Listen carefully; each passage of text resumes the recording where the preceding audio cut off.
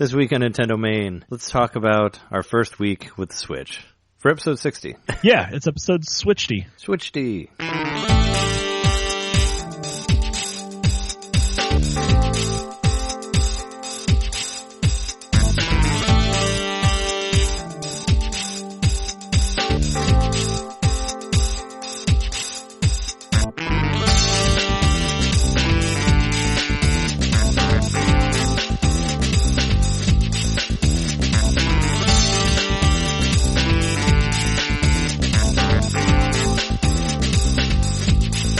Welcome to NintenDomain. This is episode 6.0, or 60, or 60, if you will, or Switchty, as you said earlier. We are your hosts.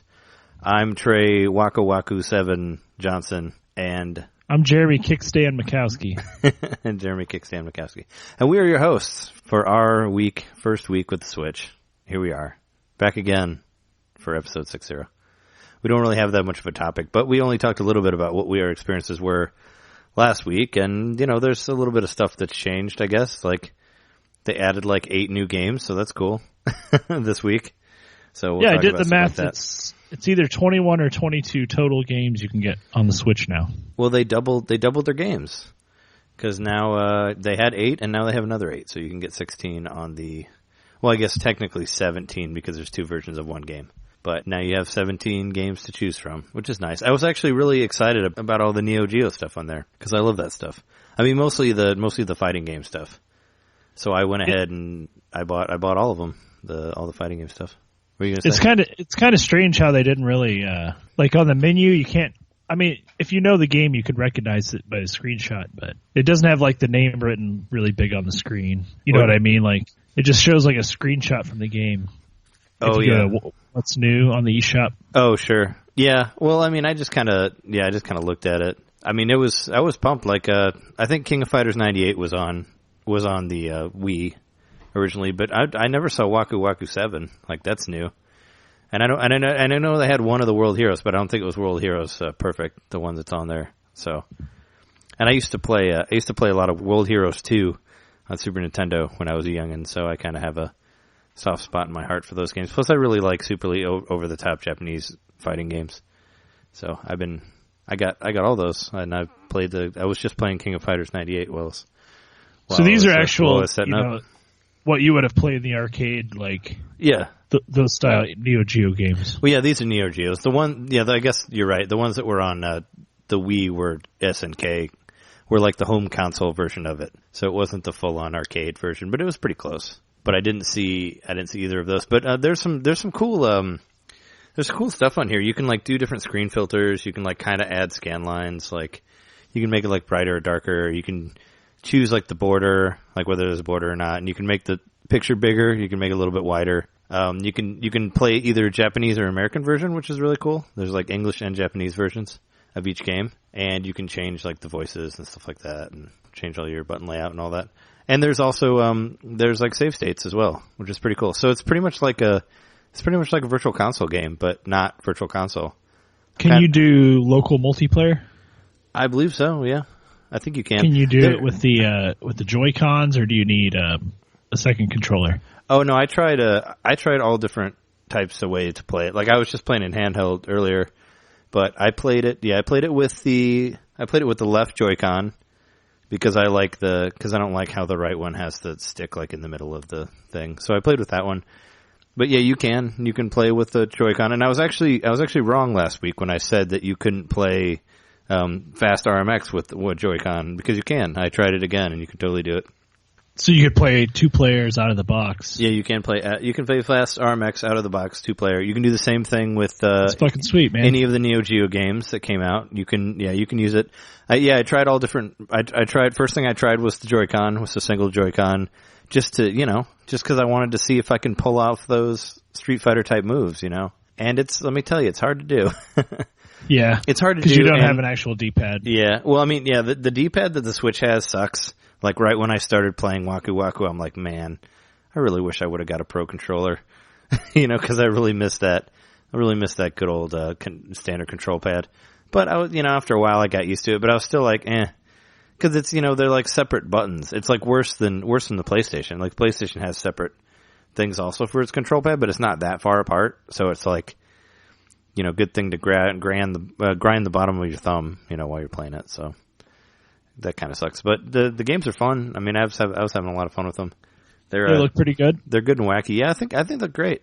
I mean, I think everything looks better in handheld mode just because it's more condensed, I guess, and maybe the screen's nicer than my TV or something. But I think it looks real nice. especially a sprite-based game would look better on a smaller screen. For sure. Yeah, I ended up just because I have like 7 games for my Switch now, which is pretty awesome. But I ended up, I kind of just like went out just because I wanted to play more of the Switch because I have it. So I bought the Spectre, the Shovel Knight, whatever it's called, Spectre something or other, the DLC. I bought the $10 DLC for that. And that game's really fun. I mean, I really like Shovel Knight 1 and I didn't play, I hadn't played into that DLC. So I thought $10 was a good enough deal for that. So I just bought it and played it. So it's just really cool. Standalone, $10. Yeah, it's a standalone DLC thing. You don't get the original Shovel Knight, which is fine because I already bought that for the Wii U. You just get the Spectre of Torment, which is the new one. And it's cool. I mean, it's just, it's a brand new character. He controls completely different than Shovel Knight did. And you play like the same bosses, but the levels are different. So it felt like a brand new game. And it's been such a long time since I played Shovel Knight that it feels fresh enough to me that I don't, I'm like far enough apart that it feels fresh again. So I don't really feel like I'm redoing whatever. Well, and I'm sure it feels really nice on that big old bright screen. It does, actually. On handheld mode. It looks real nice. Like, well, that one looks real nice on the TV and handheld mode, I think. Because the sprites are super bright, and I think the art on it's really good, and I like the soundtrack a lot. You can actually listen to the soundtrack of the original Shovel Knight on Spotify. That's on there now. I was actually listening to it earlier, which is pretty rad. I only ever played it on the 3DS. Oh, okay. I haven't played it on the big screen before. Sure. Well, you can now. Yeah, I was just looking for something to play, and I got tired of racing on Fast RMX. But I played through the first set of levels with Jess for Snipper Clips. I ended up getting that too. So we played through like the first 10 levels, which is pretty rad. I actually played like the boss sort of thing. I also bought Snipper Clips. Yeah. Yeah. So that game's fun. We played the 10 levels and the 2 like sort of boss things of the first level set, and then we played like 1 level of the retro one after that. But yeah, I heard there's like 45 levels, and when you beat those, you get like I think you get like 10 more, like if you beat all of them. So some decent stuff to that for $20. It's pretty cool. But today they added 8 more games, like I was saying earlier. Added 6 Neo Geo titles, which are all arcade games, which is pretty awesome, and some weird cell phone rhythm game thing, which you can't play on the TV. Right, the first game that you can only play in handheld. Yeah, I thought that was kind of interesting. That like they're already doing that. They're already jumping into the cell phone stuff. 7 days, or not even 7 days. 6 days after the release of Voiz Switch, you've got a handheld exclusive title. And something before I forget, another thing cool is there's Bomberman 64 came out on Virtual Console on Wii U. I thought that their Virtual Console would like end when the Switch is out, but it's funny because like that's like what, a quarter of Bomberman R, and it's a much better game than Bomberman R. I mean, from what I played. Yeah, everybody's. It's like a lot of people think that's like the best Bomberman that I've talked to. That was the Bomberman that I played the most because I had friends in high school who played that game. So we played that game a lot, like in high school towards the end. So that's the one I'm the most familiar with, I guess. That one and that GameCube one that I had for a hot minute. But I remember that one being decent. But yeah, it's pretty cool, and it's way cheaper than the new Switch one, which is kind of like that actually kind of makes me. And you can play it in handheld mode. You just can't leave your house. Yeah, true. Yeah, you can play it in handheld mode on the Wii U. It's on the Wii U thing, you just can't leave. Yeah, unless you want to plug it in somewhere. But that's interesting. I mean, I didn't know if I wasn't sure like what they're going to do, if they're going to stop the Virtual Console stuff. But no, they didn't. They released Bomberman, so that's cool. Was there any 3DS stuff that you know of? I didn't look. Be cool. Man, 3DS is like the oldest brother or whatever. Like, there's been 2 new kids born, and it's just like, hey, come on, I'm over here. Yeah, right. Pay attention to me. Yeah, I don't know what's going on with the 3DS. I haven't really looked at it. I don't feel like there's been a Super Nintendo game for the 3DS in quite some time. Why am I blacking out on what the game is? Oh, not Blaster Master. Is that the game that came out today? Yeah, Blaster Master Zero, which I got that one too, just because I bought I don't know why I brain farted on that. That came out for the DS as well, or 3DS. Oh, it did? Oh, I didn't know that. I thought it was just a Switch game. Nope, but there's no 3D effect on it. Oh, okay. Well, that's so they could make essentially the same game for both, but I'm sure it looks a lot better on the Switch. Well, that's cool. Yeah, I just I ended up, I don't know why. I just because I have a new system and I'm like want all these new games and they're all cheap. They're all like 10. Did you buy that one too? Yeah, I bought that, and then I bought, but the Neo Geo ones are only $8. They're only $7.99, so that's really cool. That actually, speaking of like stuff that's like super overpriced, that kind of makes the Ultra Street Fighter 2 look bad now, since that's coming out for like $40, and you can play all these awesome fighting games for $8. You know, it's weird because like Street Fighter 2 HD version on PS3 was even only like $20. Like I don't think it was ever that high. So it's kind of like, why? You know, why do you have to sell this for $40? Is it a part of the? I'm starting to feel sort of like a deja vu thing from 64. Is it like because of the cost of the cartridges? Is it like where everything's more expensive again? Because that's kind of what happened then. Also. Well, I don't think it's the same game, is it? Oh no, it isn't. But I mean, there's not a whole lot of difference, is what I'm saying, between the two. Like it. Well, I guess there's a couple new characters, and you have the option to play in the old and the HD, but you could do that in the PlayStation 3 version also. But I don't think Violent Ken and Evil Ryu were in there. It's the only difference. And I guess there's not that first person thing, which who's going to play that? Right. Well, I'm definitely going to wait and read some reviews on that game because it's not like they're going to spoil it for me. Yeah. I mean, I like Street Fighter 2. I just felt like $40 was a little high for it. It's the only thing. Right. Well, I might just have to download one of these Neo Geo fighting games. King of Fighters being like... You should. King of Fighters 98 is really good. I think they're all pretty good, but I think King of Fighters 98 is probably the best one out of all of them. Even though I really like Waku Waku 7 just because it's bizarre and Japanese and all that. Was that ever here or was that only in Japan? I mean, there's two different versions of it that you can play. There's an English version and a Japanese version. I just missed it. I just didn't hear it. Even though one of the guys that's in there I recognize, like this big purple creature that's on there. I've seen him before in some other games. Oh, okay. And I played a lot of like Capcom versus SNK on Super Nintendo. Capcom versus SNK 2 on GameCube. And a lot of guys from various games were in that. So he might have been in that. I don't know. Do you think they'll release more Neo Geo games? Because there's like collections and stuff that have come out for other consoles. Yeah, there was an SNK collection that I got for Wii. I would like to see some Samurai Showdown stuff. For sure. So would I. I was going to say that. Cool. Yeah. Well, I might have impulsively bought that if it was on the shop today because that's the one I've actually played out of all those. Oh, sure. Yeah. Well, I played them like the Super Nintendo versions of them. Like when I was younger, I played like Art of Fighting, and I played World Heroes. I don't think Fatal Fury was on there, but I did play Fatal Fury. Like I played through a lot of them on the Wii Virtual Console. Like I played a lot of the SNK fighting games just because I really like fighting games. So I played a lot of the ones that were on the Virtual Console before, but these ones are different. So it was cool. I was fine with dipping in it again because I think it looks good and it plays well and all that. And I like to support it. You know, I like seeing that stuff on there. If Nintendo's the Switch is something else, man. It's a portable and a home console, so it's like you're buying the game for two systems in a way.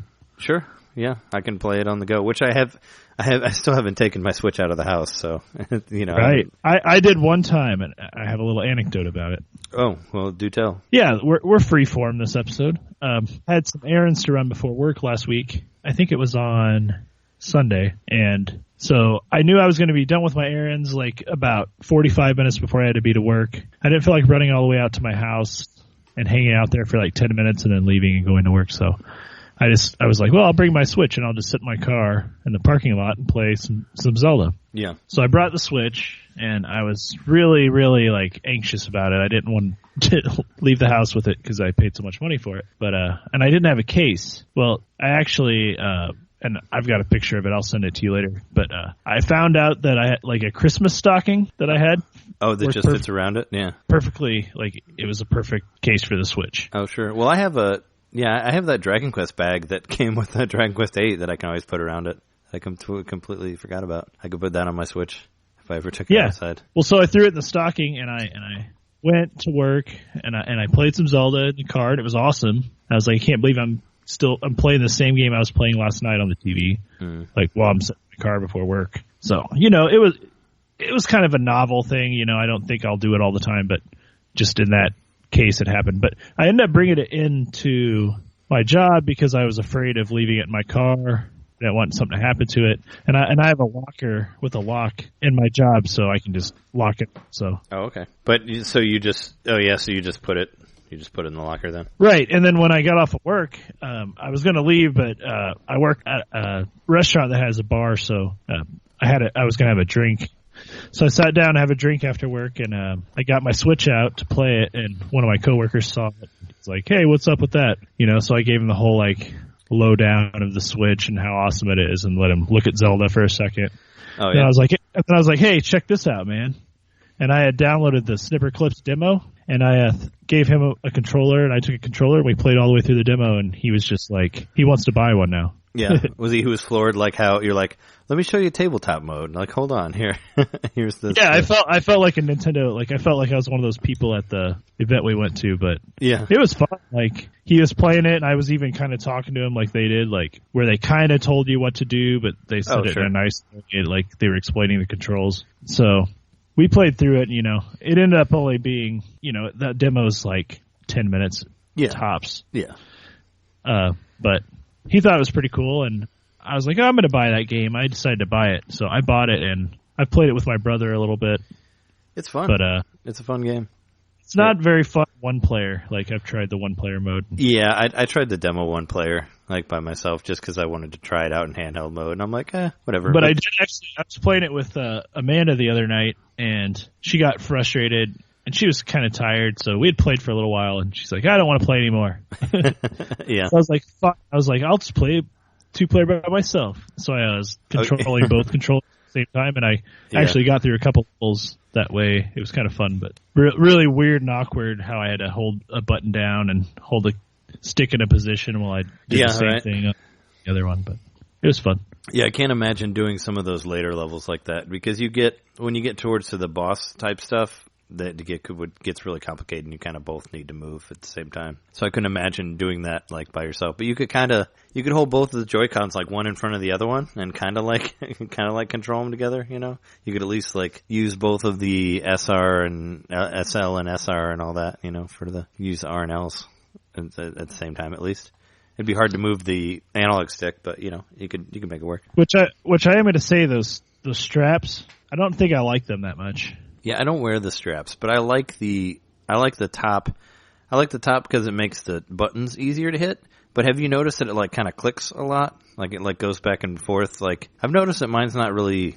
Maybe it's just mine, but it's not really sturdy. Like if you're playing a game on it, it kind of like moves. Like it moves like forward and back. And I have it locked in and all that. Like I'm not saying it like slides off, but it goes like. It's got like a wiggle to it. Yeah, it wiggles. Like it goes forward and back and kind of clicks. On the thing. If you know what I'm talking about. Like it's like say you. No, I haven't experienced that yet. You like bend the top of it and it kind of like clicks a little bit. It's weird. Like it feels like it's not fully secure, but it still works. I guess that's kind of what I felt about it. And I've been trying different games and different things. Like I tried the Shovel Knight game like as just that, and I tried playing Fast RMX like that, which is really hard to do, but you can do it. It's basically all the same except you click in the analog stick to boost is basically what the difference is for that. But yeah, it's weird. And I just had to try to pull off some like Hadoken type moves for King of Fighters with that, and it worked good enough, I guess. It's weird. Like it kind of sucks because there's all these like 3 good fighting games available, and it's like, I don't know.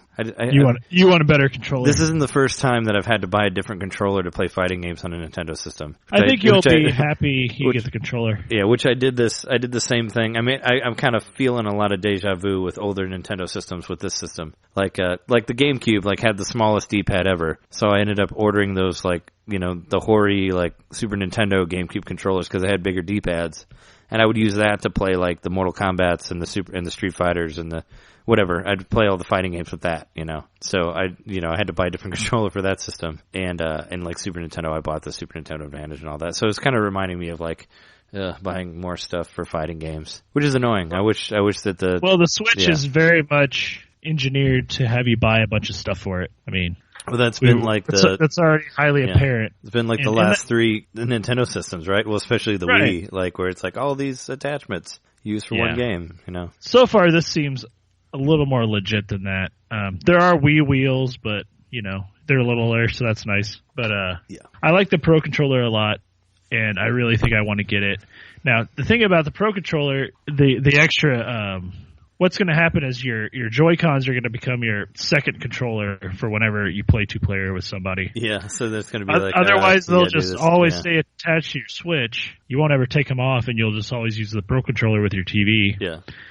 So they'll always be charged. They'll always be fine. So the Pro Controller has that as a plus too. That you just don't even have to fuck with taking those off and on all the time and potentially wearing the mechanism out. Yeah. Well, I've just been keeping it in there in the charger without the Joy-Cons on it and just leaving them on the thing because they go for like 20 some hours before they run out, and I was like not even halfway. I just kept it on the attachment and it was fine. Yeah, I haven't had any trouble with the Joy-Cons.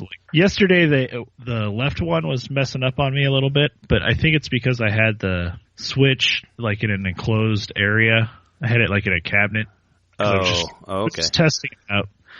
And so I think that was interfering with it, and I was getting some of those left Joy-Con issues that people have reported online. Oh, sure. Yeah, I haven't run into that at all. Where it would spaz out or it would just quit working. And at one point it actually just quit working completely, and the game stopped and it said reconnect Joy-Con or whatever, and then I reconnected it and it was fine, but I don't know if the battery was getting low, if that was part of it too. Sure. But I charged them up and I set the Switch up to where it's so small, actually, like my living room TV, like I can put it right in front of the TV and it still doesn't cover the screen. Yeah, mine too. Like I have it in front of the TV and it won't reach, like, cause the stand, it's just as tall as the stand, so it won't go above the screen. Yeah. I set it up there and it's been fine. I haven't had any issues with the controller since then. Like I said, one problem I've had with it is that when I'm playing Wii U, just because they're on a hot swap HDMI thing, I have to pull the Switch. I have to pull the Switch like off of the charger. Otherwise, the TV will kind of try to switch to the Switch for whatever reason. Right. So the TV will go black and just go and like it'll like kind of blink. It'll like blink to black and then blink back, and it's really annoying. So does the TV only have one HDMI port? No, it has two HDMI ports, but I have like 6 different things going into the TV. It's ridiculous.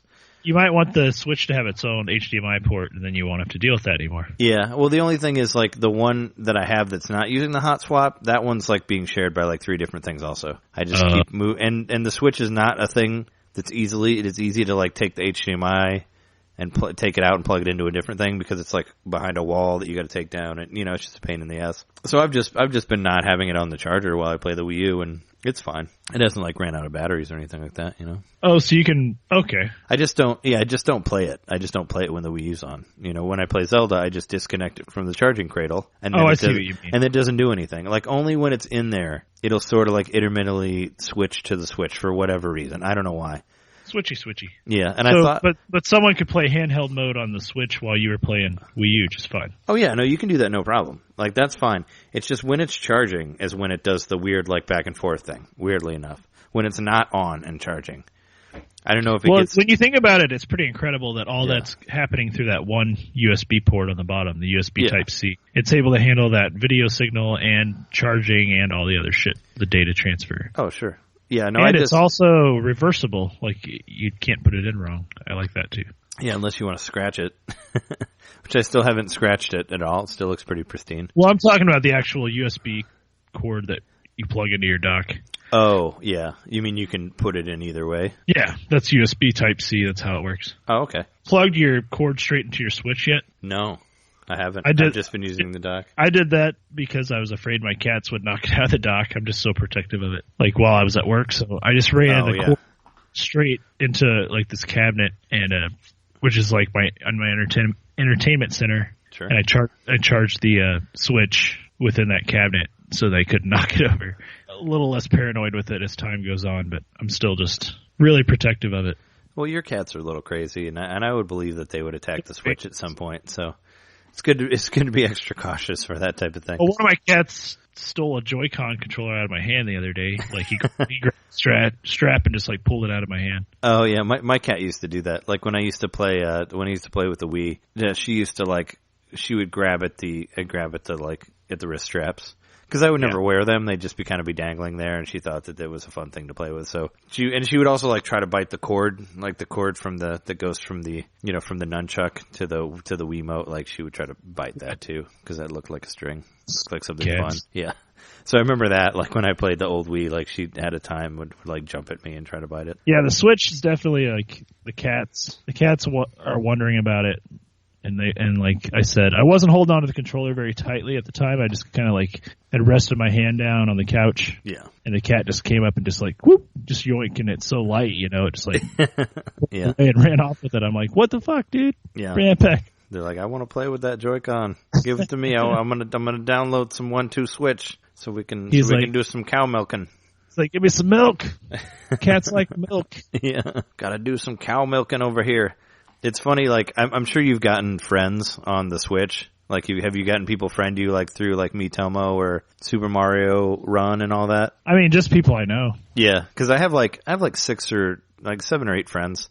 And I was just looking at like all the games that everybody has, and there's not a single person who has 1-2 Switch. Like in the people that I have there, like nobody has it, nobody's played it. Usually people are playing Zelda too. Yeah, well, it's just you can look at like what games they have or what games they played, and everybody it says like Zelda and Snipper Clips because I'm pretty sure everybody played the free demo, because it was the only free demo on there. But I was just looking through because I don't know, I'm just curious because I'm like, am I the only one that has like Fast RMX and Shovel Knight, and now my list will show like all the Neo Geo stuff and all that, which is cool. It shows like, hey, you played all these games. So that's on there.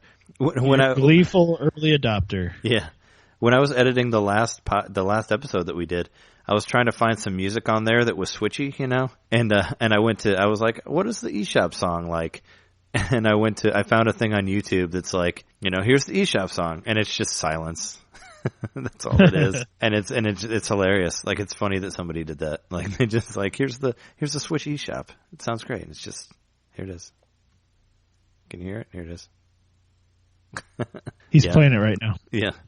Playing it right now. No, I thought that was hilarious that somebody actually put that on YouTube as like Switch eShop song. Man, yeah. Everything about the Switch is very bare bones. And I haven't seen what the main menu of Breath of the Wild looks like on the Wii U.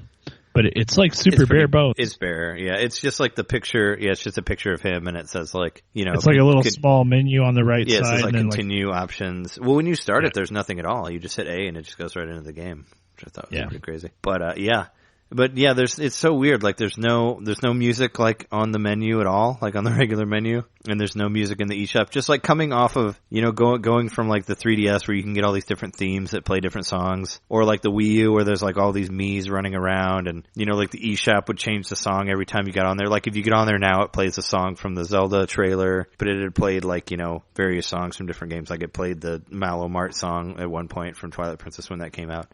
Like just seeing like how much it adapted to all that and like how playful it was. And this one's just like nothing. It's like absolutely nothing. Just a bunch of boxes. And it's like, get one of these. And before I forget it, like one of the most annoying things ever of the Switch, and I've seen other people bitching about it online, is you can't save your fucking billing information on there. Like have you gotten annoyed by that yet? Yeah.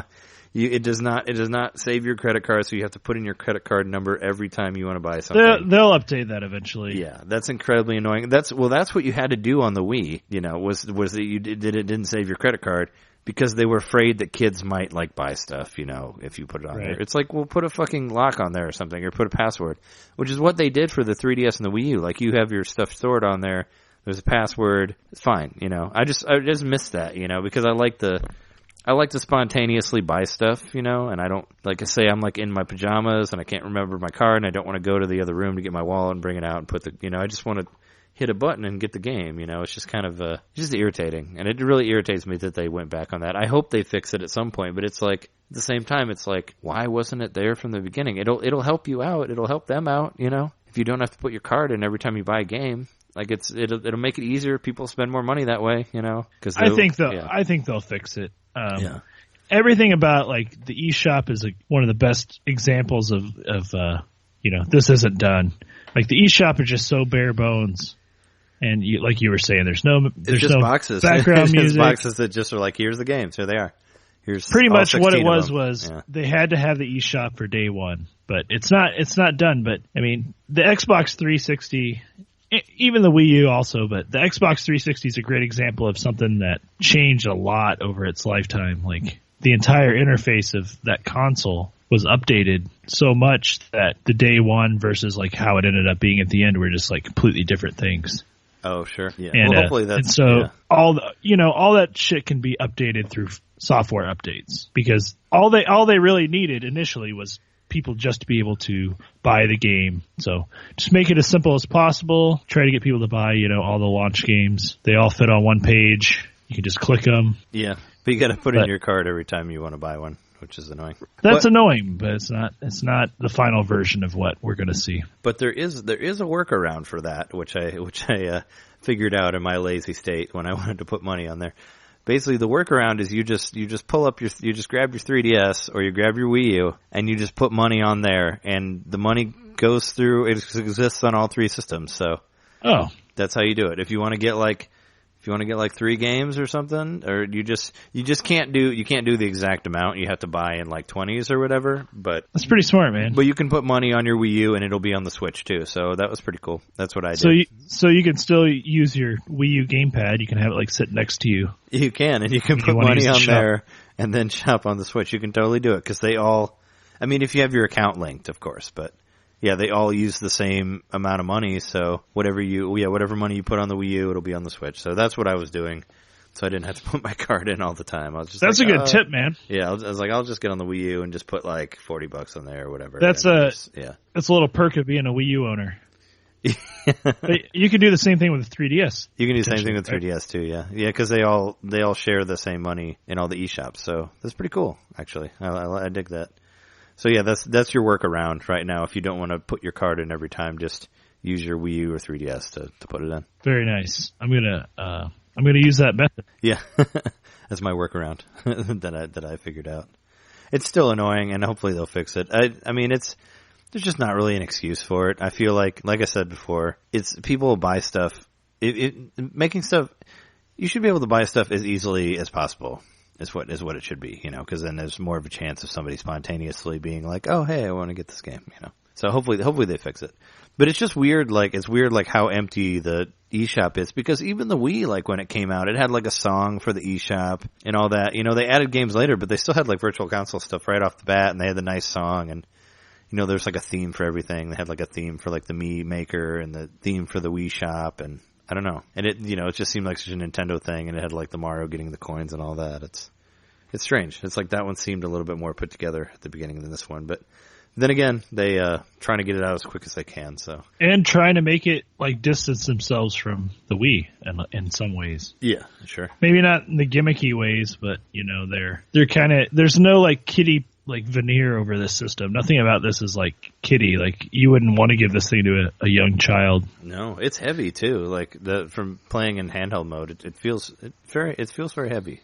I'll tell you what though, my niece and my nephew, who aren't really young, they're like 6 and 9, I do believe. They love the Switch. They're like fascinated by how it goes onto the TV and stuff. Because my brother also got a Switch because he drives for his job, so he drives all over the country. And the Switch, he already loves it. He's like he plays it all the time because he'll like have to sit and wait in his truck a lot, and then he can play Nintendo while he's waiting. Oh sure, yeah, that's definitely. I mean, if you're he had a 3DS. He has a 3DS as well, but of course this is like the console experience on the go, which is awesome. For sure, yeah, totally. There's one like piece of news I want to say real quick, and then we'll take a quick break and get into our Zelda experiences. That's cool. One thing I saw something on Facebook the other night, which I thought was amazing. I think it was on Saturday night, but some guy was like live twitching himself, and he was.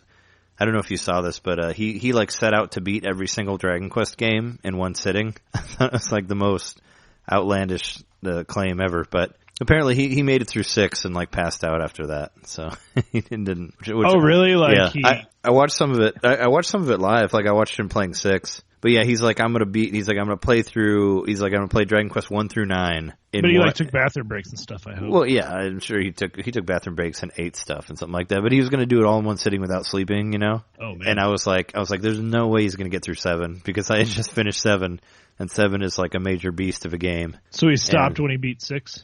I think he passed out. That's what I heard. Because I didn't see that he beat 6, but I was watching it like while I like work late, and I was watching it like 4 or 5 in the morning. And then I got up to check it to see where he was at. I was like, is he on 7? And his Twitch feed was like non-existent. It was gone. Like the live feed was gone. It wasn't like you couldn't play it because it just wasn't there anymore. That's still pretty impressive. Yeah. to play Dragon Quest until you pass out. Yeah, he played 1 through 6, and he went for about like 60, 70 hours, I think, straight. Hopefully he's okay before he fell asleep. But it was pretty. It was just funny to me. I'm a huge Dragon Quest fan, and he played a month. He played the 3DS, or he played the DS versions of 5 and 6. So I know for 6 he did. He played on DS for sure, so I'm sure he played 5 on DS also. Unless he has like a Super Famicom or like a translated version of 5 or something like that. So I watched him, cause there's like the two, it's like the game and him playing it, and he was there on his DS, like, playing it. So I just thought it's a bold thing to be like, I will play through all the Dragon Quest, which will probably take you like, I don't know, 200 hours, something like that, at least. But because 6 is pretty long too. But it's just something I found interesting and got a real kick out of, just because I like those games. And I just I ordered the Dragon Quest Swords game for Wii for like $5 off eBay. So I just got that. I haven't had time to play it though. It's another thing I bought. I just bought it on a whim before I got the Switch. I was like, cause it was so cheap.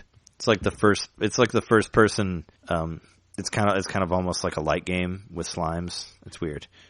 It was like really early Wii release that they did, where you can swipe the remote around and hit guys and all that. And there's somewhat of an RPG in there. But I got it just to try to play it again. Cool. But yeah, is there anything else I'm forgetting for news? Well, I guess they said that Netflix is coming soon, like coming in time, whatever that means. Like there's the Nintendo was talking about like how they'll eventually get stream services. Didn't give a date for it. They just were like, oh, we'll get it eventually. Apparently the sales are good from what I heard. Like, it's like early adopting is like better than the Wii U was, of course. I thought it was the best console launch they'd had yet. Yeah.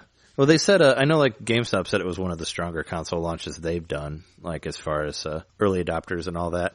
I know in Japan it's actually not that much different from the Wii U. It's like only like 10,000 difference between like that launch and the Wii U launch. But in America and Europe it did a lot better. So that's pretty cool. I see a lot of people talking about it on people are talking on about social media. I see it on the Facebook. Played video games, right? Yeah, exactly. I see people being like, "Should I get a Switch?" I'm like, "Do you even play games?" Like, I didn't even know. I actually saw like a couple different people with pictures of them playing it. Like sure. One of them looked like it was an ad, like they were playing snipper clips. And they were like sitting at an outdoor cafe or something. Well, and you should invite them to like our podcast then.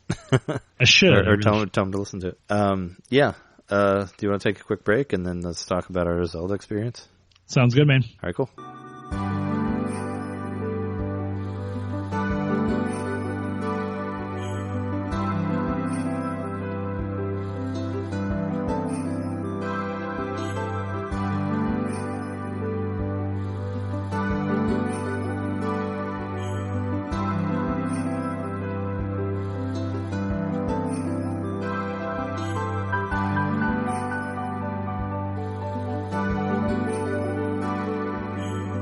So last time I checked, I was at 29 hours and 29 minutes on Zelda. I think I'm probably at like, I want to guess like 35 hours maybe a little bit more of it.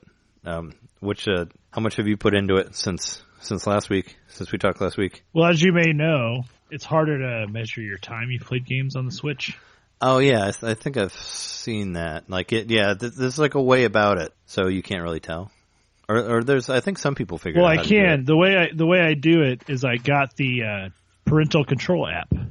Oh, okay. Yeah, that's how you do it. I've got mine set to the parental control is on, so it's kind of funny. I have it on just to track myself. So I would have lost some time before I got the app because I didn't figure it out until Monday. Yeah. To get it going, so I'd played before that for a while, but it looks like I've got 23 hours listed on here. Oh, okay. About what that captured. So I'm probably somewhere between that and like 25 to 27. Oh, okay. How many shrines do you think you've been to? Somewhere around 30, I think. Oh, really? Okay, I think you've done more than I have. Because it'll show you, whenever it's loading, it shows you your shrine count, like in the corner of the game. Oh, does it? Yeah. I'll have to check. Yeah. So it's because I think I'm like in the mid-20s on mine. Like how many hearts do you have? Well, I can check right now. You can. I have my Switch right here with me. I've also upgraded my stamina though. Yeah, I did. I upgraded my stamina once and everything else was hearts. So I have like 8 hearts and a quarter circle of stamina. You know what? I think we're really close. Let me check this. I think I have 7 hearts and 2 stamina. Oh, okay. Oh, wait, 6 hearts, and I added 2 stamina, so that's... Okay, we're about the same then, because I did I added all hearts, and then I did 1 stamina, and then I added another heart before this from where I'm at on the, because I'm like almost to a dungeon, to the first dungeon. So. Oh, nice. Yeah. So I mean, I've seen the first beast from that dungeon. I've seen the beast. I haven't been to it yet, but there's a whole thing that I'm kind of stuck on that sucks. Yeah, I'm stuck somewhere too. It's really hard. As of today. I kind of did a weird way of you've gotten to the memory part, right, where it like give you the pictures and they tell you to go find the pictures, right? Yeah. Yeah. So mine are spoilers, but not that much. Like I really haven't done much in the story. Basically, I felt like I went the wrong way, like because I went to Kakariko Village. I went to Hentano or whatever it's called, that other village, and I did all the stuff with the lady and like her laboratory or whatever. I like lit all the fires, so I could upgrade the Sheikah Slate, and then she gives you the memories after that. And instead of like searching around those areas, which is I think what I was supposed to do, and like go find all the towers and all that, I immediately went straight to the castle to try to find, because that first picture is the picture like directly in front of the castle. Yeah. So I went like straight there, like to try to get that picture. So I kind of got thrown into a lot of crazy stuff. I tried to do that too, but I didn't make it to the castle. Yeah, no, I didn't make it to the castle either because I got killed by the Guardians.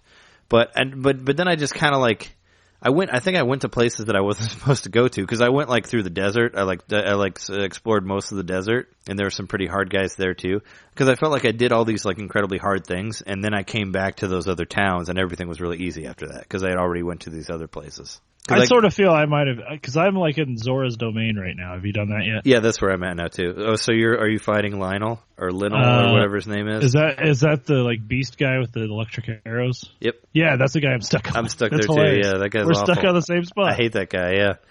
Yeah, no, that guy's and fucking awful. What's even worse is that like the auto save makes you like where he already notices you and comes after you. So. Oh well, if you saved, I saved before I went up there, so you can go back to whatever so your save I can is. go back to. Yeah. I can go back to Zora's domain, but I still have to run all the way up the mountain again, which kind of sucks. Oh, you can warp there.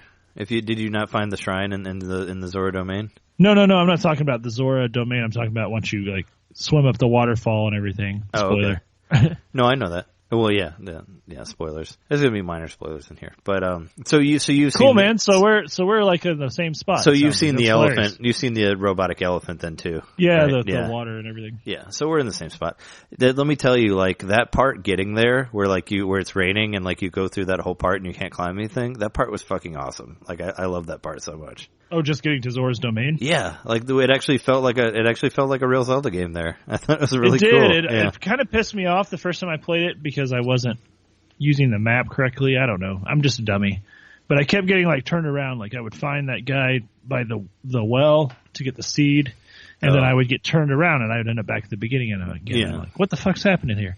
Because like that path is so windy and it like doubles around on itself. And no, it does. It does double around. Yeah, you have to look at the map like to figure out where you're going because you can't. But once I did that, around. Once I did that, it was a lot of fun and like the different guys you run into along the way, like you could find creative ways to dispatch them and stuff. Yeah, I really, really liked that part. Like I thought that part was really fun. I thought it looked really beautiful. Like it looked like a regular Zelda game. It didn't feel as open worldy, which I thought was cool. I felt which it was. It felt like something out of like Twilight Princess or even something out of like Skyward Sword. I will tell you, I fucking hate whiz robes. They suck. Oh, the guys I hate them so much. Oh, the guys. I've always hated whiz robes since Zelda 1. So are you talking about the guys that skip around? Yeah. And disappear. Yeah, I actually have. They're not that. You just got to watch the little like water things and just follow them and attack them whenever they're done. Those fucking bats that hang out around. Yeah. Well, actually, I did have a pretty cool experience with a Wizrobe. One of the towers, which I definitely shouldn't have been there, but there's like 4 Wizrobe dudes. Yep, I got to that tower and in front of the tower, and they're all like lightning. They all have the lightning rods. That one, and there's all the chameleons in the water also, or the whatever they're called, the lizard dudes. I made it to that tower, but I was like really weak and I couldn't face all of them. I made it all the way there, and I'm like, damn it, I can't do this right now. Oh, I made it to the top of the tower, but it took a long time. It took a long time for me to get up there, but I fucking went up there. Yeah, and I was like yelling at people to try to get them to come close to me, and then I'd fight like everybody one by one and all that. But there was a cool part where I was fighting one of those Wizrobes, and if they like if you let them like dance around for long enough, they'll like cause a thunderstorm, and I got struck by lightning. It was insane. Like they can, and you were just dead. Yeah, no, they can start a thunderstorm, which if you don't knock them out like while they're doing their like their magic dance, they'll start a whole thunderstorm. And I got fucking struck by lightning and killed in like half a second. It was insane, and I was like, wow, okay.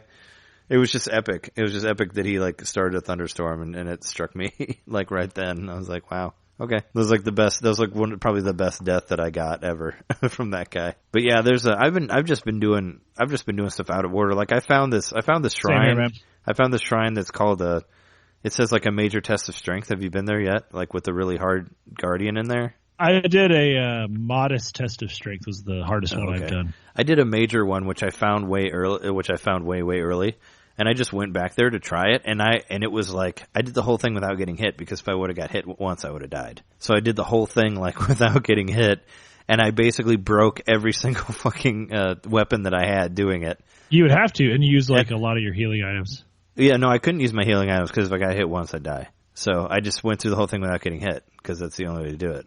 Now, does the Wii... Let me check right now. Do the Wii... Yeah, I guess so. The Wii U gamepad, those buttons click. The sticks click. Mm-hmm. So does that make you crouch on the Wii U version? Yeah. All right. I was really pissed off because when I fought this guy, maybe I was just getting too heated when I was playing it, but I would accidentally click the stick and start crawling. Oh, yeah. That hasn't happened to me. But I actually... In that aspect, I'm actually very happy that I got the Wii version, just because the Wii controls are, like, so familiar to me. And this is such a hard game that I kind of like playing it with a controller that I know where everything is. You know what I mean? I would say at least half of my deaths have been based on me getting confused about the controls. Well, I told you that before. That's actually the same, because I had a hard time with the button layout, where it's like I keep thinking that I can hit like A to dodge and I can't do that, or hit B to dodge, or like... There's like so many different games that like use, especially Zelda, that use things differently. Like I try to hit B to do the sword, and then I forget where the sword is, and like where run is, and where dodge is, and you know. Earlier I was really pissed. It's ridiculous. I had just finished using the glider to go a really far distance, and you know I've upgraded my stamina a couple times, so I can go pretty far with it now. Sure. And I was just like at the very tail end of my stamina, and I was like, okay, well I was doing the thing where at the end you like drop. Yeah, and then kick it in again. Yeah, I've been doing that. Well, as I was lot. dropping, I accidentally hit the sword button, and so I do a downward slice and die. Oh, it doesn't like it. You can't like land and it won't hurt you, like with them going like. Nope, you die. Yeah. And so I'm like, fuck, and I had to go like. It didn't take me that far back, but just that method that I had taken to sail there had worked out so perfectly that it took me a few more tries. Sure. Have you found any of the ferries yet? Any of the great ferry locations? I found the one by Cocorico. But I'm sure there's other ones. Have you found more than that? That's probably the one I found too. The one where the guy, as you follow him or whatever. Yeah. She's an older lady. Yep. Yeah, and it's like right there. I could have just walked up there and found it, but I didn't. That guy also tells you where to get one of your memories, so he serves double purpose. Oh yeah, which I haven't gone there yet, just because that whole area is kind of rough to get to. Yeah. Where he's sending you to, that's actually where he's sending you to. That mountain is by that major test of strength place that I went to. And okay. That bird dude is out there too. The bird guy with the harmonica or the. Oh yeah, I found him. Yeah, and he gives you some sort of riddle. I think he's in different areas, but that's yeah. where I found him out on the far west part of the map. Yeah. Yeah, because I'm kind of like you, but I've been like I'll hang out in an area for a while, and I'll get kind of bored of finding shrines, and so I'll just like go to a different part of the map. I'll go back to the plateau and jump off a different side of it. Oh, okay. Yeah, I've just been. And like I've been all over the place, and I found a few different villages, and of course now I'm at the Zora. The Zora part's like my story. Yeah. Part that I'm like doing right now, but like I was like fuck this. And so I'm like going to go and upgrade myself a little more, I think, before I fight that guy. Yeah, you actually don't have to kill him. Do you know that? No, I don't know anything. Oh, okay. Yeah, you don't have to kill him. All you have to do is gather his arrows and leave. But I just want to kill him because he has a bunch of cool shit. That's what I'm trying to do. Like I want his sword and his bow, and he has armor. So also. He shoots the arrows at you, and you collect them. Yeah, you can just walk around. You can just walk around that area and pick up arrows. Like they're stuck in all the trees. Like that's basically. All you have to do is go around and pick up the arrows, and then you can go fight the other thing. But I'm just on a mission to try to kill him, just because he has Like the whole thing with like me beating the major strength thing, I got like 60 damage. I got a 60 damage sword out of it. So I was trying to like beat him early so I can have like extra swords that are way powerful. That's kind of what happened when I went like where I shouldn't have gone and ended up killing some strong guys and ended up getting these really powerful weapons. Right, there's always a reward for your risk. Yeah, so I ended up, so when I went to the other stuff, I was like overpowered, so I was able to kill guys in like one hit, So that's basically what I was trying to do. Plus he has armor, so he has pretty good armor from what I heard, and like his sword looks pretty awesome. Have you found like any of the big rock dudes, or like the trolls? Have you seen any of them? Like they're kind of like big boss characters too. Are they like something that ends in an X? Yeah, I think it's called Honix or something like that is the troll. I mean, he looks like a big troll, he has one eye. So actually, there's different colors of him. Yeah, I beat him. I beat one of them. Yeah, there's a couple of them. There's one. I think there's one that's by the Zora. That's a green one. But I beat a blue one also, like in a different part of the map. Yeah, that's the one I beat. And it was like around a bunch of trees, and like he'll like uproot a tree and use it as a club to fight you. Yeah, that's the one by the Zora. The first one I beat of him which was a harder. It was like a blue one or something like that. He was on an island. Yeah. He was on an island, and there were bridges on both sides. But he had a shitload of fish when I killed him. He had like 20 cooked bass with him, which I thought was funny. Oh yeah, yeah. They have a bunch of random food. Like the one I defeated, which you did too, just had a bunch of like fruit and stuff. But the way I defeated him, and I wonder if you did the same thing. Like I realized that you get him to come over next to a tree, and he can just like circle around the tree, and he'll just chase you around the tree, and you just keep hitting him in the feet. Oh, I kept running under his legs. Is what I did. Yeah, I kept like running between his legs. But actually, that's so cool. Like we had two different methods. Something you can do that's really cool. Also, I was wondering if that's what you're going to say you could do. Like when you shoot him in the eye and he falls down, you can steal the weapons from his necklace. Like he's wearing swords on his necklace that are powerful. You can take those. Oh, I didn't know that. You can take those off of him like before he's dead. Just when he falls down, you can pull him off the necklace, which I thought was really cool. So I did that too. Like I knocked him down and grabbed his weapons because he's wearing like a couple weapons on a necklace, which you can pull off while he's down. No, so I didn't actually like fight him with strategy. I was like, oh crap! Like I didn't have very much health, and I was not ready for the fight at the time, and I just chased him around a tree until he was dead. Yeah, I would just basically, I'd like try to shoot him in the eye until he got too close, then I'd run under his legs and then like turn around and try to shoot him in the eye again. Like I use my arrows constantly. That's like my primary weapon. Like I shoot arrows at everybody, and I've gotten pretty damn good at headshots. Cause a lot of guys you can just kill in one hit, like if your bow's strong enough. Yeah. And I think I have like level 30 bows. Like I have like 6 of them or something like that. So I've been just using those. And have you upgraded your, I mean, I'm sure you found Hestu. The guy, he kind of looks like a giant thing of broccoli. You like take the Korok seeds to him, and you can upgrade. Like I've upgraded I think I have 16 slots for weapons now that I've gotten from him. Oh wow, no. See, the thing is, I've unlocked him, but he moved. I haven't been able to find him. Yeah, no, he moves. Yeah, you have to. I forget where he is. The second time, I kind of just randomly ran into him. But yeah, no, you use him a couple times and then he moves to a different area. I don't remember where it was, but I just found it. I just kind of like was through exploring, just found him, and then I was like, all right, give me, and then I just got like 10 upgrades from him, and then he took off again. So I haven't found him. Yeah, I haven't used the internet at all to like when I've been stuck, and it's been nice. The only thing I've run away from is that tower with the whiz robes. Like, otherwise I've pretty much been able to like do whatever I want. Well, and running to Hyrule Castle, like I gave up on that because the Guardians kept taking me out. Oh, sure. Yeah, there was one shrine I was really stuck on that I used the internet for. Just because I was like late. It was actually after we were podcasting last week. It was just a shrine that I could not fucking for the life of me figure it out. And then it ended up being like, of course, easier than I thought it would be. But it was like some weird thing with a ball and stasis and all that. And I just couldn't figure out how to do it. And, Oh, right. You just didn't. Yeah, it was click in your head. It was like a puzzle thing that I just couldn't figure out, and I wanted to go to bed, so I looked it up on the internet. But I've been trying to stay off of, and I was surprised I actually found it because, most of them don't have, like, there's so many shrines that, people don't have all of them, You know what? I take it back. I did have to look on the internet to figure out how to cook. Oh, really? You could? I figured that one out just by its own. Like, you just hold the stuff and stand by the fire. Yeah. No, I couldn't figure it out. Like I was like, I would hold it and I'd hit X and then I'd hit X again and then it would drop it. I'm like, that doesn't make any sense. Yeah, I didn't realize you'd hit X and then hit A on each item after that. I've cooked so much stuff that I ran out of spaces for meals. I like filled up all 3 of the pages of meals because I go crazy with cooking stuff. Just because I like having a lot of shit. Well, you should. There's a lot of really good things. So one of the reasons I was thinking, maybe it's best to increase your stamina early is because a lot of those things add extra hearts anyway. Like when you use those healing items, you'll get bigger like heart gauges already. Like, so you don't need heart containers early on because you're already getting these things that add 4 and 5 hearts. Sure, but they don't stay there. Like they go away once you get hit. It's the only thing. But if you have stamina, you can run the fuck away from bad things, and you can also climb a lot further and get to higher. Well, I have climbing gear that I found. Like I have the climbing hat and the climbing suit, which makes you climb quicker. You can find they're in shrines. You can find them in shrines.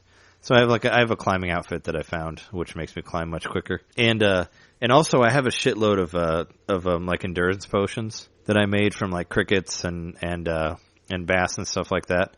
That refills your stamina. So I've just been using that because I made so many. Crickets and bass.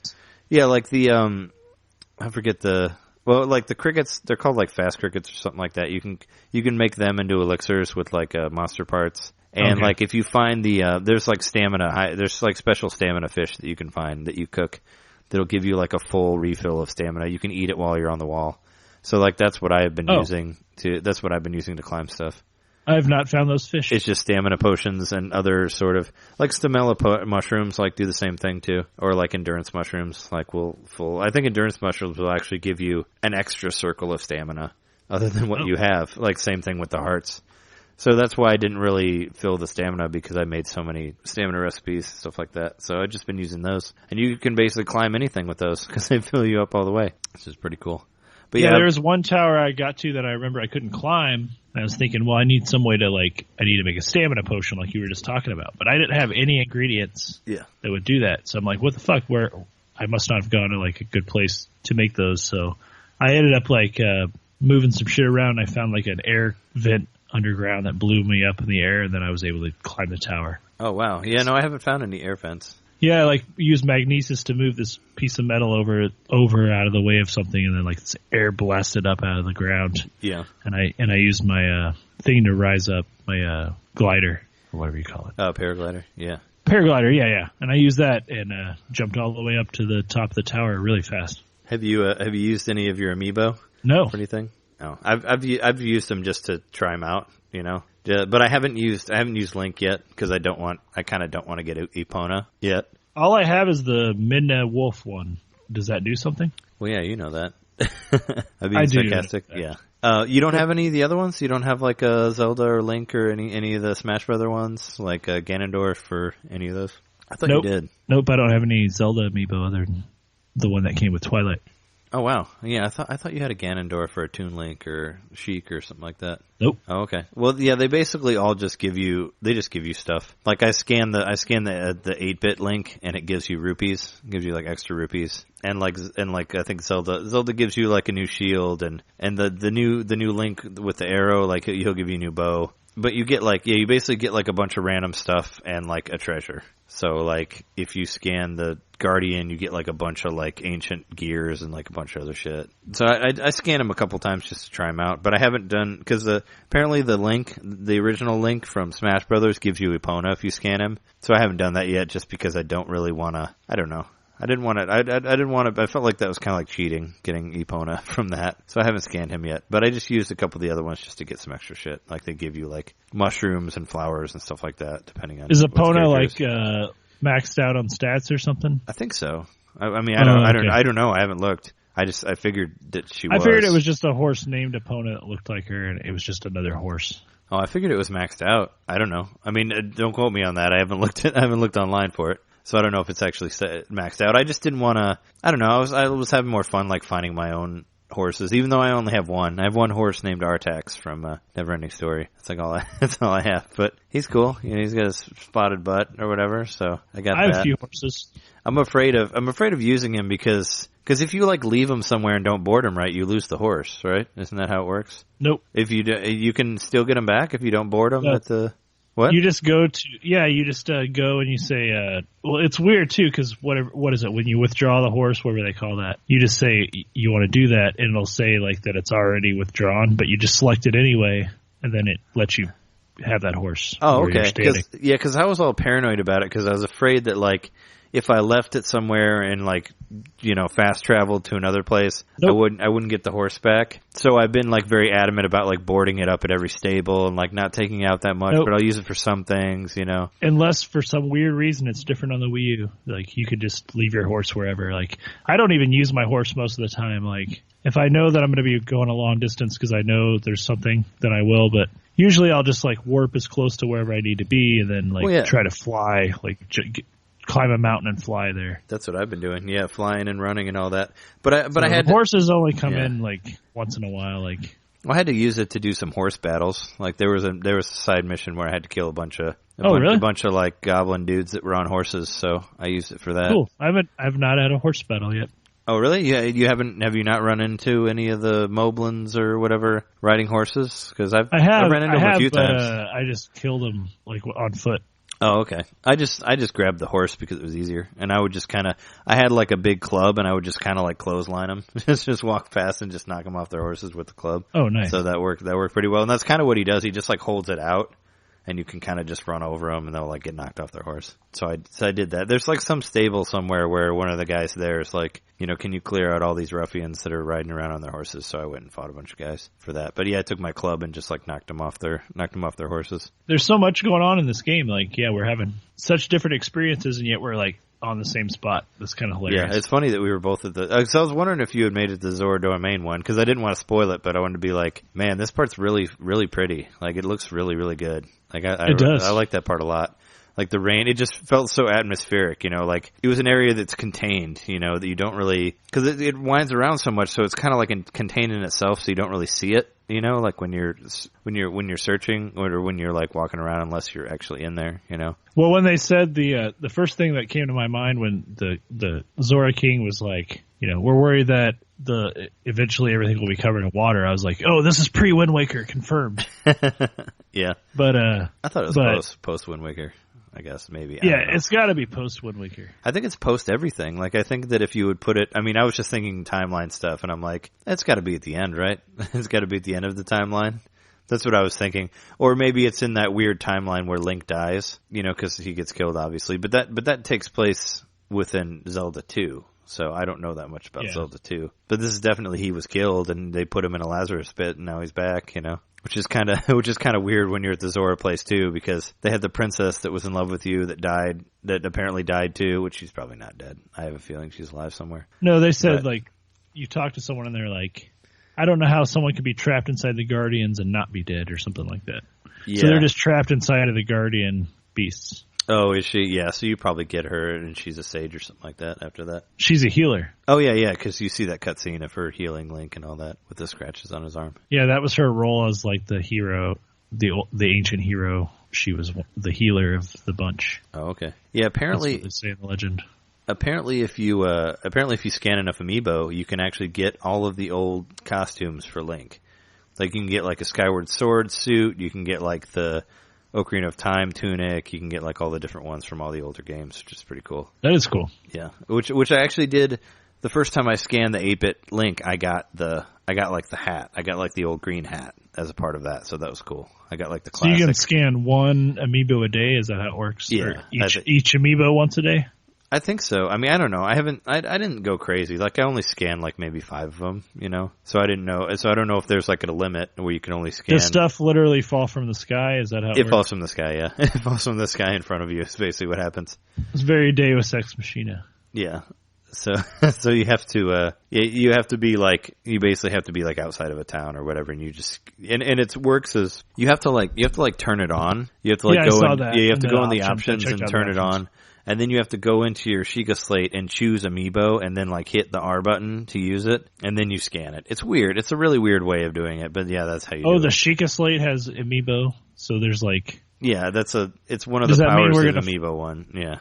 And eventually there's going to be like Amiibo within Zelda, like the universe, because the Sheikah Slate is like... Yeah. It's a power up, yeah. It's a power of the Sheikah Slate. It's the amiibo power, and you just click it and scan. We didn't talk about the news, but did you see that interview about why they dropped support for the Wii U gamepad? Yeah, that's bullshit. Where they're like, oh yeah, it'll distract you from playing the game. Yeah, making everything easier to do, it will distract me from the game. Right, that's but bullshit. Is what no, that is. because that is bullshitty because of Star Fox Zero being the example of that being bullshitty. Yeah, and then look at both Wind Waker and Twilight Princess on the Wii U. Like, those extra menus were awesome. I love it. Yeah, especially Wind Waker. Like, having the map open at all times, I don't have to pause, and I can like switch all my weapons like for both of those. That worked really, really well, and I would totally use it if it was on there for this one. I was actually really hoping it was on there, and then it was. Especially, since you can have like several slots for each type of thing. Like, you could just have it all displayed on the pad and just click to switch to the different things. Yeah. No, I mean, I feel you there. It's got to just be because it sounded like a load of hogwash to me. Is what they didn't want the superior version to be on the inferior hardware. Yeah, even that would have been. Yeah. No, I thought. I figured that was why. I also figured, Ionuma said before in another interview that it was too complicated to have it like one way on one thing and a different way on another thing, that they were just like, let's just keep it all the same and just drop all the touchscreen stuff, is what I think they were trying to do, because it probably would have made it more complicated to find a way to be able to do all that stuff like without it on the other version. Then you'd have two different versions, I think that was what they were going for, I guess. It's just a shame it's not on there, since that's what it was developed for originally, was to have all that extra stuff. I mean, the Sheikah Slate is the controller. Yeah. Well, they showed it at E3, yeah. The Sheikah Slate is definitely the Wii U gamepad. Yeah, no, that's what they made it for. Like, that was originally supposed to represent. Don't you, I was going to say, speaking of annoying things in Zelda, don't you find it incredibly annoying, like, that when your weapon breaks, you don't just go to the next weapon, and you have to, like, re-select it every time? I found that incredibly annoying. That is annoying. Yeah. And it does, and actually, when your bow breaks, you have to pause the game and go in to switch a different bow. You can't just do it on the fly, which is another incredibly annoying thing, I think. Oh, I agree with you. Like, you can't, and you also can't like get rid of an item just by throwing it. Like, any of your melee, or like, your hitting weapons, you can just throw away, like literally press the R button and throw them. But all the other ones, you have to go into the menu and select drop. Yeah, for the shield or the bow, you have to do that. But I was having fun with throwing the weapons. Like, I would just like take a weapon and just throw it into the sky and then get a different one. That's what I would always do when I wanted to get rid of it and get a different thing. Yep, that's how I do it too. Or if there's a pit nearby, I'll throw it down the pit. Oh, okay. Yeah, I've just been throwing it into the sky. Or into a fire, that's fun too. Oh, yeah. I've had some fun fire stuff, and I've done a lot. I've done a lot of like there were a couple stuff that was like really hard to do, and I've just like kept I've gotten to the point where I save before any encounter. Like, I'll just automatically save, and then I'll just go back to that save if I fuck one thing up, and then I just keep going back until I get it right. That's how I've been able to do a lot of the harder stuff without fucking it up. Like, I've just been going back to the start of it and just try a different way of approaching it. But I've done a lot of like sabotage stuff where I drop the bombs, or like where I drop a bomb like next to other TNT stuff, and was able to blow up all these guys that were super strong that I could have never beat. But I just stuff like that. It's just cool. It's cool that you can do all these different ways to destroy guys. Yeah, and you can always run away from anybody if they're pursuing you. I've noticed, like, except for that fucking dude we're stuck on. You can't run from him. Well, if you can once he goes aggro on you, you can't run away from him. Yeah, I mean, I haven't tried yet. Like, you can't like run off that little area and he'll forget about you. No, he'll come after you. But he's fast. He's really fast. So once he sees you, he's after you. Yeah, I actually ran into him before this part. Like, I ran into him at another part. Like, so did I, man. So this must be an enemy type. It's not just. No, it's him. I think it was the same one, because I basically saw him and I was like, nope, and I just took off. Like, I didn't even try to fight him. It was like the one time where I looked at him and I'm like, nope, not even gonna do it. Not even gonna try to fight him. He looks too crazy. Because when I took a picture of him, it was like, oh, here's this other picture you took of him. Because I did take a picture of him because I thought he looked cool, and I think it was in the same area. So I must have like randomly run into him. But there are different versions of him from what I heard, and there's harder versions, of course, in other areas. Because when I killed that one Hinox or whatever they're called, and then there was another one there. Oh yeah, and I went back to that area, so they regenerate. Well, the Blood Moon, Moon brings everybody back to life. Oh, for good? Yeah. Oh, I thought it was just for that night. So it's for good. Everything that you killed is back. No, everything comes back in the Blood Moon, I believe. Like I've had stuff that I've already killed that have gone back and they're there again. Because Are they stronger? Everything stays dead until the Blood Moon, which Blood Moon can be incredibly annoying. Like actually, when I was that tower that I was talking about, the one with the fucking whatever they're called, the Wizrobes. I was dealing with the Blood Moon there. Like the Blood Moon rose like after I killed like half the people, and I was like, oh my god! And they all came back to get life, and I just waited until the Blood Moon was gone, and then I went back and killed everybody again. So it was like I feel like the Blood Moon always hits at like the worst time. Yeah, that and rain. Yeah, and rain too. Yeah, there's actually been a lot of times where I've just waited. Because there was like a shrine I was trying to get into, and you had to burn all the thorns off of it. So I had to wait till the rain went because I couldn't burn the thorns in the rain. So I just kind of stood there and waited for it to stop raining. I was talking to my brother who's also playing Zelda, and I asked him how he like got through the first snow part. And he said he kept like throwing wooden logs ahead of him and then like setting them on fire, and he would just like run from one spot to the next. Oh wow! That's how he stayed warm all the way to the shrine. Oh wow! Yeah, no, I didn't do that. I ran into some spicy peppers and just cooked a pepper number and used that. You got the potion that gave you the cold resistance for a certain amount of time. Yeah, I cooked a pepper. Like if you cook peppers, if you just cook a bunch of peppers, you'll make like a pepper dish that gives you like 8 minutes of like cold resistance, and I just did that.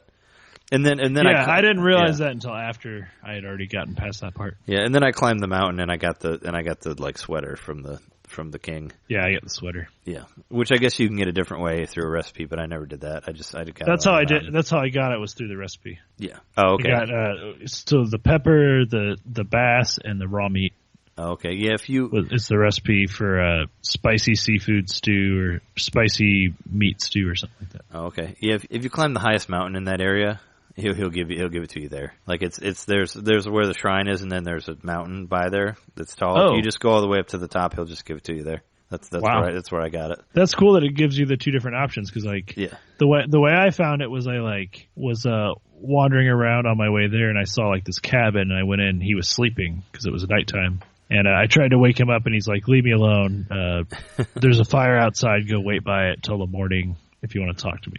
Oh, weird. So he was sleeping, so I walked over, and there was a book on his table, and I read it, and it was like, I have this recipe I've been trying to figure out for a long time. It's really good, and it gave the spicy pepper and the raw meat. And that's all it said. It's like, it has these two ingredients. There's a third ingredient, but I can't remember it. But at the beginning, it says something about how it was a seafood and meat stew, so you knew it was fish. Oh, sure. And so I just happened to be like swimming through this one area, and like as I was swimming, I grabbed a bass out of the water, because that's how you get fish in this game. Yeah. And you just swim up to him and grab him. But yeah, and so I was pretty excited, because I was like, man, this seems kind of convoluted though. Like, is everybody going to be able to figure this out? Like, I felt like I just got kind of lucky because I stumbled across that cabin at night. Oh yeah. And I was bored, and so I read the book.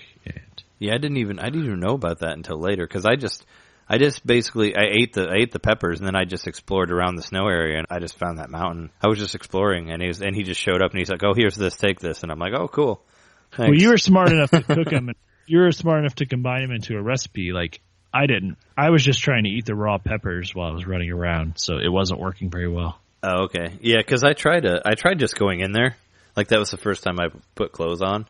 Was just going straight to the snow area, but I don't remember how I stumbled on peppers. I just found them somewhere, and then I ended up cooking them. But I don't remember where they were. Like a lot of that stuff you kind of just randomly find. You know, it seems like there's a lot of stuff in this game, and like I've found a decent amount of towers, but I mean, I still feel like I've only really uncovered like maybe around half, or maybe a little bit above half of the map. Yeah, I think I only have like maybe three towers left. Like maybe 3 or maybe 4, but because I have a lot of them. Like I have most of them. I think there's got to only be like 3, maybe 4 at the most. I think that I have left, because most of I have most of the map uncovered. Like it actually kind of reminds me of Far Cry 3. I don't know if you ever played Far Cry 3, but no, I didn't play it. I played it also Far reminds Cry me of 1. Xenoblade 2, which also had the towers that you would find. Oh, or yeah. You'd find they weren't towers, were they? They were just like spots that you would put. You would like set your things on. What you mine? Where you do the mining things? The mining things, yeah. Yeah. Oh, yeah, sure. Yeah, where you find stuff and it'll show you part of the map. Yeah, it actually in Far Cry 3, you actually see the towers off in the distance. You have to run to them, and there's a whole thing where you have to climb the tower. It's very similar. It's kind of surprising. Yeah, but, it reminded me of. I was going to say it reminded me of Assassin's Creed. You do the same thing where you find the highest point in the town, and then you get the map of the town. That's what I thought of, because it's basically all of the games work like that. Where you like get to the top of whatever the area is, like the tower, and then it like does a little 360 thing, and then it shows a map on your dude after that. But yeah, so it sounds like we're both just kind of sinking our teeth into it. There's still a ways to go. Yeah, Zelda also really reminds me a lot of Monster Hunter. So I've been playing a little bit of Monster Hunter Generations on the side because you can tell they took a lot of stuff. This is the second Zelda game to take a lot of stuff from Monster Hunter, but this one, I mean, it's more approachable Monster Hunter, but it's very much like same sort of thing where you have to make sure you have you have to load yourself up with potions and food and all that on whatever quest, and you can make things from the monsters that you destroy is what Monster Hunter's based around. And the way you level up is getting new weapons. So that's basically what this is. So it's kind of made me want to play Monster Hunter more, which I never really fully gotten into it, but I've been playing kind of Monster Hunter Generations on the 3DS on the side just because. Well, in this game, Zelda reminds me of it a lot. Grinding is finding shrines. That's how you grind in this game. Well, and finding weapons or making weapons at some point too, because there's a blacksmith somewhere. I haven't found him yet, but he's somewhere. But that's how Monster Hunter works. Where you kill a monster, you take the bones and the skin of the monster, you go back and you make a weapon, which makes you stronger, and that's how you level up in that game is through finding weapons. That's kind of how this is too, through finding weapons and through finding better equipment. So it makes you stronger and upping your hearts also, I guess, but. I felt like it's more finding the right equipment. For me, it's felt like that. Having finding a high damage, whatever, Yeah, I need to find that Korok guy and get my, because I have a bunch of seeds. I have I think I have 8 or 9 of them. Yeah, I had a lot. When I went to find him, I think I had 15. And I think I have 15 again now, and I don't know where he is for the third time. But yeah, I've been finding a lot of those. And those are actually really fun. I like those Korok seeds. It's basically every time you find something out of place, you've been, I've been able to find them, which is cool. I like, and I've been trying to take pictures of all of them actually with my camera too. So I have a collection of Korok pictures. On your in-game camera or your on the in-game camera. I've been taking pictures of them through that. And I've been taking screenshots on the Switch, but you can't do anything with them. Oh, you can't? I thought you could post them. Well, you can link them to your Facebook account, but I don't really want to do that. Oh, yeah, I thought you could post them to Facebook. Yeah. But, I wish I could just send the image to my phone somehow. I would love that. Oh, sure. Or save it on a page. You could send it to Facebook and then save it off Facebook to your phone. Yeah, I don't know if you can just send it or if you have to post it. I guess I haven't tried. Yeah, I think you need to post it and then you can save it through your phone, which is a weird runaround. But right, which on the on Miiverse, you could just access Miiverse on your phone and then pull up your screenshot and screen capture it on your phone, and then you had that image. Yeah, I posted a couple things in Miiverse on the Wii U just because I can. I'm I can Miiverse on here. Yeah, I miss Miiverse, man. Yeah, it was a way to be able to look at screenshots I took on other devices. Oh, sure, yeah. Yeah, it's a shame they took that out of there. 'Cause it was really and right cool. now, the only way I can do that is to send it to Facebook, which I don't want to do if I have to post about it. Because you don't want to do possible spoilers or whatever? Well, I just don't want to be on my Facebook being hey, how's it going, everybody? Here's Zelda. Yeah.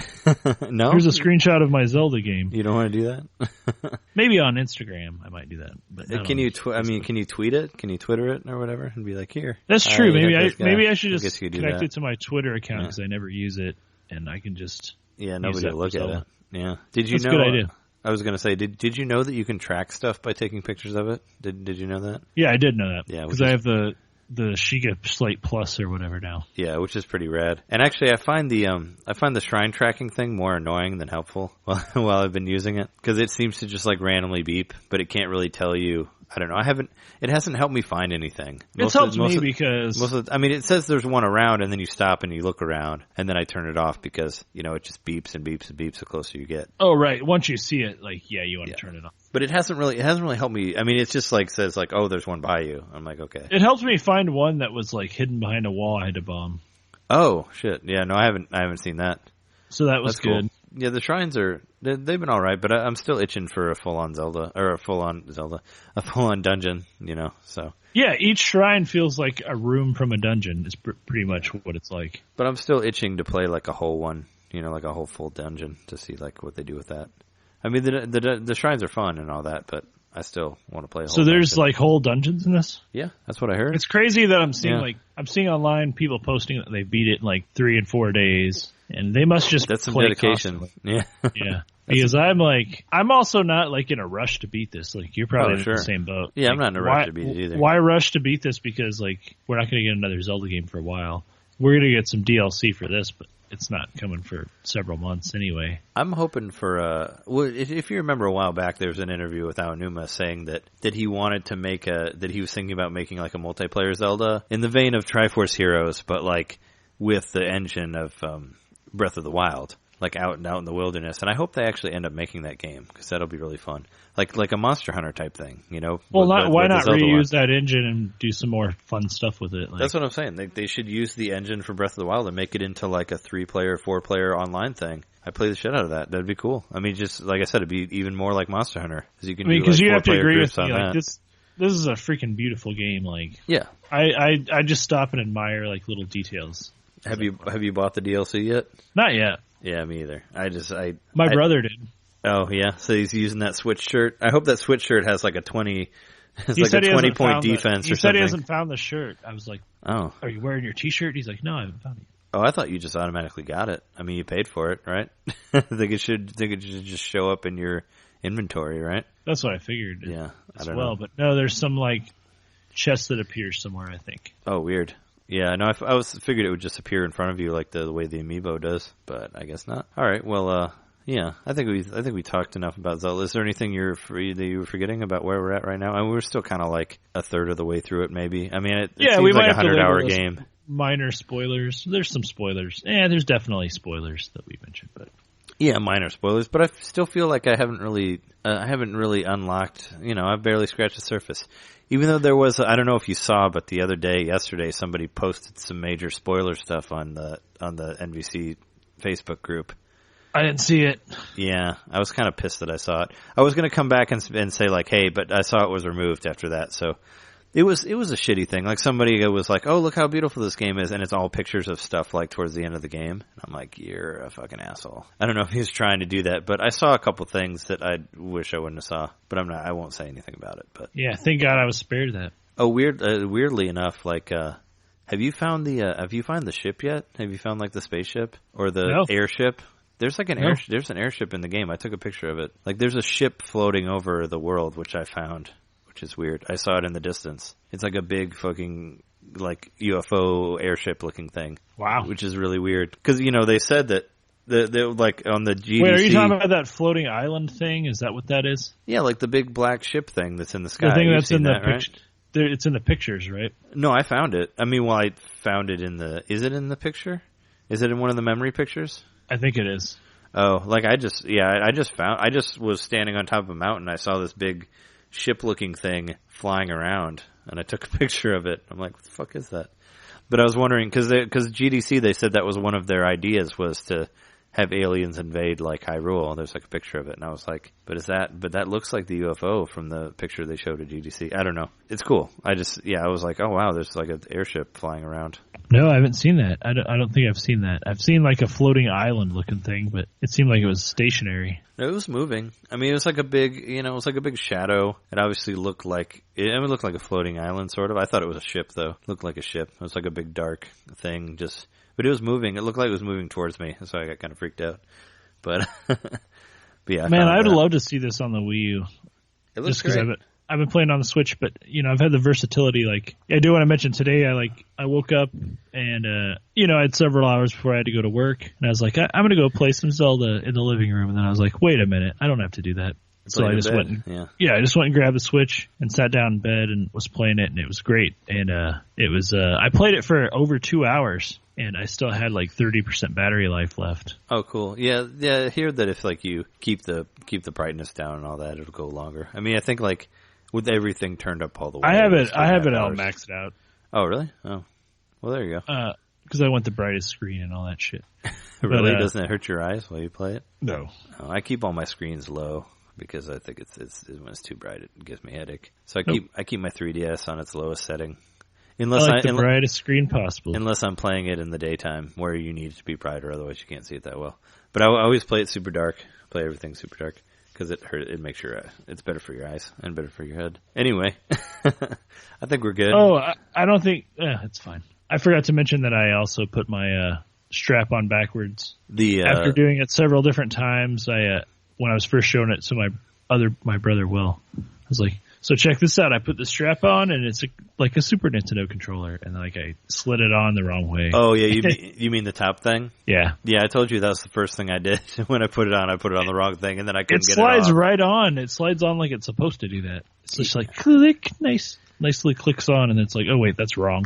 Yeah, no, I did that, but then I couldn't get it off, like, because it was like all like jammed up, and I'm like, oh god, I already broke it. I looked up a YouTube video to get it off. Oh yeah, because I had to like unlock it and hit a bunch of buttons or whatever, and yeah, it's really easy to put that on wrong, and it's really easy to lose those too. Like I need somewhere to put them. There's two little black like tab things underneath, and you just like take a flathead screwdriver and push them up, and then you can just slide it right back. Yeah, you're talking about the white thing, the white clicky thing? No, not that. You want to make sure that's unlocked, but on the front part where it's like fucked up, like on the opposite side, if you look underneath, there's like two little black tabs. You'll see them there on opposite sides. You just take a flathead screwdriver or something like that. A butter knife might even work. You just kind of push up on them, and then you can slide it back easily. It'll just like whoop, just slide right off. You don't even need to like push the button. It just like slides off. Oh yeah. Just make sure the unlock thing is open. But yeah, it works really good. But my Joy-Con still has a little like scratch mark from where I put the screwdriver. Yeah, from where you pried it open. Yeah. Well, that's a shame. Yeah, I guess you have to get new ones. No, it works good. Yeah, Jess and I went to Best Buy to like return the other Wii U one that I got, and I just looked at like the Switch Aftermath, and basically all I saw was like you could buy a couple Joy-Cons there. They had there was like Zelda and 1-2 Switch. No Wii U Zelda, so those were all completely gone, like completely sold out. Right. But you might have held on to that one. But lots of I thought about that, but I still returned it. But yeah, there were a lot of Zelda Switch Zeldas, but no Wii U ones. So I found that interesting. What my coworker told me today. He has a Wii U and he wanted to buy the Wii U Zelda and he can't find it. Yeah.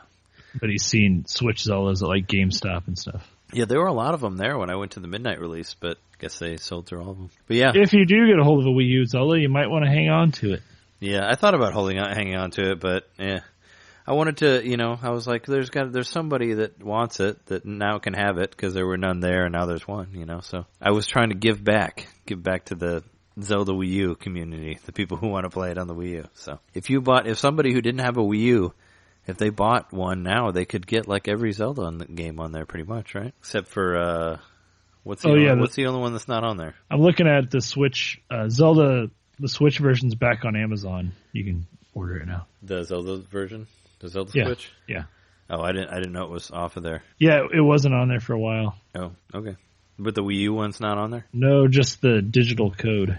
Oh, okay. Yeah, you can buy it online if you really want it. I'm sure people want the physical copy, but you can buy it online. Yeah. I kind of been thinking about it, and I really want the Wii U to have it. So I'm going to try to find it somewhere. Yeah. Well, I mean, just keep looking. I'm sure you'll find it somewhere. Check on eBay. I wonder how much people are selling it for now. I'm sure you'll find it somewhere. If I would have known, I would have just held on to it and you could have just got my copy. But, yeah, anyway, I think we're good. I mean, I feel like we've talked for like 2 hours here about our first week of the Switch. But it's cool. We're still excited about it. The Switch, and there's a new Zelda game. That doesn't happen that often, so see how long it takes for us to get through it. But, we'll do some little Zelda updates, I think, in all these future episodes. So yeah, we have no clue what's coming out next week yet. So yeah, hopefully there's some exciting new releases next time we speak to you. A bunch more Neo Geo stuff or something. That'd be cool if they just dropped. Because if you go to coming soon on the eShop, it only brings up two things. It brings up it's Puyo Puyo in April, and then it says Mario Kart to be determined. Yeah, my Puyo Puyo is still MIA. I have not received it yet, so I'm kind of bummed about that. I figured I would have gotten it by now, but it's still somewhere. It's somewhere in the wherever. Have you also noticed that have you been reading the news that appears on it Somewhat, like a little bit. It's like an individual person that's speaking. It's like they say they refer to themselves as I and stuff sometimes. Oh yeah. I can't remember the name now. I should have wrote it down, but I don't know if it's one of Nintendo's like characters, like Mary O or something like that. Oh no, I didn't see that. Yeah, I don't know if that's what it is or if it's an actual person that's just in charge of the Nintendo news right now on the Switch. It's just one guy. It's like, hey, can you just tell people what's going on? Well, it's a lady's name, but I can't remember what it was. Oh yeah, I don't know. Yeah, no, I just watched a couple trailers on there. Like I watched like the Splatoon trailer and I watched like Xenoblade 2 just because it's on there. I was like, oh cool, I'll watch it on the TV through the Switch, whatever. But yeah, it'll be interesting. Like all these weeks, hopefully they keep adding stuff. And I was looking at release dates, and I think Yooka-Laylee is not that far away, or at least according to the PS4 release date. I think it's like the 11th of April. Like it would be before Dragon Quest Heroes, so that would be the first one I would play with 2 analog sticks. So I'll play that before. Hopefully it's the same price. Whatever that Rhyme game that's coming out, like apparently that's getting delayed and costing more on the Switch. Yeah, which is stupid, but that's just the thing that they need to not do, because that's going to make sure that nobody's going to buy it. If it's coming out later and more expensive, why even bother? You know, like it's like Watch Dogs all over again. But I don't know. Hopefully we'll see more stuff. You know, hopefully some more stuff will come up sooner than later. But I think we're good. Hopefully we'll get Minecraft soon. Yeah, right. Anyway, I think we're good for episode 60. We've been your hosts. I'm Trey Johnson. Jeremy Mikowski. And, follow us on Twitter and stuff at Nintendo_domain. NintenDomainPodcast.com is our website. We have YouTube videos on YouTube/Fingmater, and you can email us at NintenDomainPodcast@gmail.com. And we'll see you next week. See ya. See ya.